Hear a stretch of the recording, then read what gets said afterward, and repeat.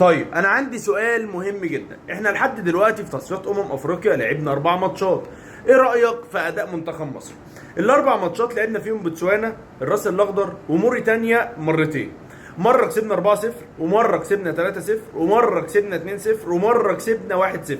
اه والله ده بجد كده. ما دخلش فينا ولا جون. متصدرين ب 12 نقطه، خلاص اتاهلنا. دي اول مره تحصل في التاريخ اللي انا بقوله لك ده. بس انت ايه رايك في الاداء؟ يعني وانت بتتفرج على ماتشات منتخب مصر، ماتش موريتانيا اللي فات ولا اللي قبله، ولا احنا بنلعب بوتسوانا ولا الراس الاخضر، انت حاسس بايه؟ اصل انا شايف ان ده اونطه. يعني بجد انا مش مطمن.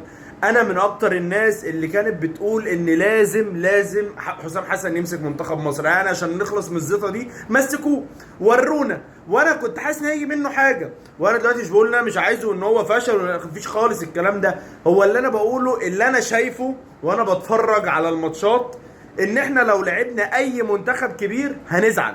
لا بجد هنزعل جامد. يعني احنا كسبنا ال4 ماتشات، بس دول ايه؟ بتسوانا وموريتانيا والراس. يعني احنا لو ما كسبناش يبقى في حاجه غلط. فالعادي ان احنا نكسب. يعني دي منتخبات ضعيفه جدا. هو برده مش قوه مننا. يعني اخر ماتش بتاع موريتانيا ده مش عشان احنا جامدين، ده عشان ابراهيم عادل شوطه كده يعني. والماتشات اللي قبلها هو احنا بنجيب اجوان.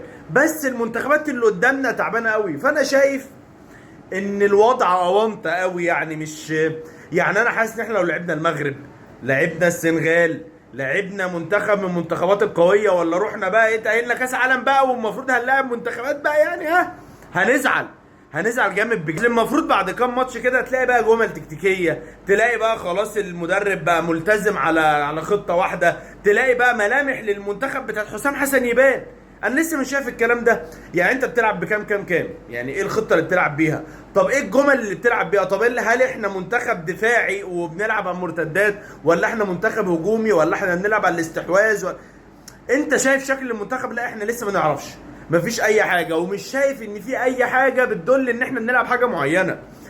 احنا كل ماتش بننزل بخطه احنا هنليسها واللي عنده حاجه يعملها. يعني انا مش شايف غير كده. انا مبسوط باللي احنا عملناه، ومبسوط بان احنا تاهلنا، ومبسوط بان احنا كلين شيت، ومبسوط بكل حاجه. بس انا بقول لك وانت اكيد عارف من جواك ان انت منتخب فاضي. انت منتخب ضعيف. انت لو لعبت منتخب قوي هيشخرمك. انا نفسي نخش بقى على اي ماتش جاي. نروح بقى على افريقيا. احنا مش خلاص اتاهلنا، نروح على افريقيا نشوف حسام حسن هيعمل ايه. لان انا يعني مش عارف، حاسس ان انا مش عايز اظلمه، وفي نفس الوقت مش عاوز احكم عليه بدري. بس مش بدري. بس مفيش ملامح لمنتخب قوي، مفيش ملامح لمنتخب احنا عارفين احنا بنعمل ايه. يعني انت لو دلوقتي جيت قلت لك قول لي التشكيله الاساسيه اللي هينزل بيها، مش هتبقى عارف. هو صلاح ومرموش بس، وممكن عبد المنعم. الباقي كله شويه بيلعب بده، وشويه ما بيلعبش بده، وشويه بيكره ده، وشويه بيحب ده، وشويه مش هجيب ده، وشويه هجيب ده. طب انت عارف احنا بنلعب دفاعيين هجمه مرتده؟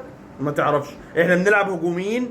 ما تعرفش. يعني نزلنا قدام موريتانيا في موريتانيا ب5-4-1 خطه دفاعيه بحت. طب احنا بنلعب على الاستحواذ؟ لا. طب احنا بنلعب على ايه؟ يعني انت فاهم؟ مفيش. احنا ما نعرفش احنا بنلعب ايه. فانا حاسس ان احنا ايه اللي بيحصل ده كله لسه مش يعني احنا يعني مش عاوز اثق في حسام حسن باللي بيحصل. بالاداء لا مفيش اداء، بالارقام مش عايز اثق فيه، وفي نفس الوقت مش عايز احكم عليه. فانا بقول لك، انا جاي دلوقتي اقول لك بعد ال4 ماتشات اللي لعبناهم في افريقيا في التصفيات انا مش مطمن بجد. يعني مش طبيعي ان احنا نكون كسبانين 4 في 3 في 2 في 1 وكلين شيت، وكسبانين بره ارضنا وجوه ارضنا، وهو مش مطمن.